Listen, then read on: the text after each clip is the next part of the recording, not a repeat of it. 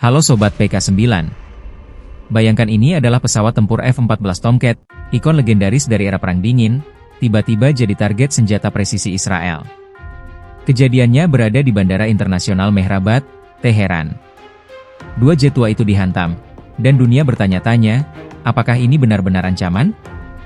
Atau sekadar simbol yang dihancurkan? Menurut Angkatan Udara Israel, kedua jet itu siap mencegat pesawat-pesawat mereka. Tapi anehnya, dalam video yang dirilis pada 17 Juni 2025, kita bisa lihat posisi Tomcat itu statis, sayapnya dilipat ke belakang, itu artinya, tidak dalam konfigurasi untuk terbang. Dan ini makin menarik, dua pesawat itu ternyata sudah parkir di sana sejak 2023. Gak ada perubahan posisi. Diduga kuat mereka udah nonaktif, atau mungkin lagi nunggu suku cadang buat diperbaiki besar-besaran. F-14 itu dulu sih sempat jadi garda pertahanan udara cepat buat Teheran, tapi sekarang? Seperti relik masa lalu.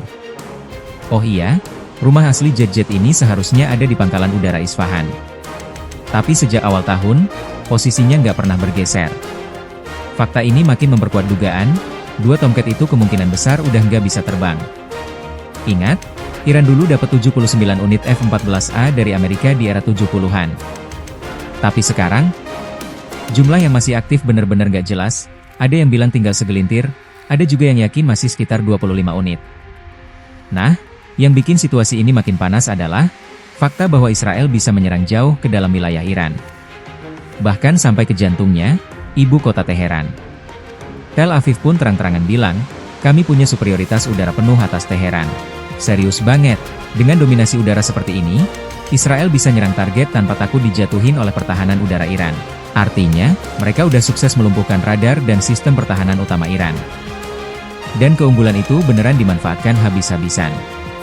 IDF, pasukan pertahanan Israel, mengklaim udah ngancuri lebih dari 120 peluncur rudal permukaan ke permukaan sejak konflik ini meledak hari Jumat lalu.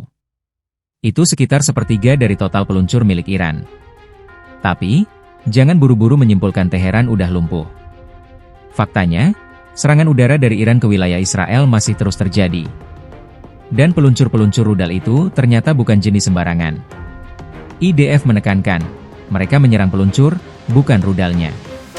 Beberapa peluncur ditempatkan di gua-gua, sementara yang lain disebar acak. Belum diketahui pasti berapa yang sudah keluar dari persembunyian sejak konflik dimulai. Ada kemungkinan juga Israel telah menyegel beberapa dengan mengebom pintu masuk gua. Menurut Komando Pusat AS pada 2022, Iran punya lebih dari 3.000 rudal jarak jauh. Dan jumlah itu masih bertambah setidaknya sampai tahun lalu, apalagi waktu mereka meluncurkan ratusan rudal ke Israel. Sekarang, diperkirakan Iran telah menyiapkan antara 750 hingga 1.000 rudal balistik yang bisa menjangkau Israel. Dari jumlah itu, 370 sudah ditembakkan.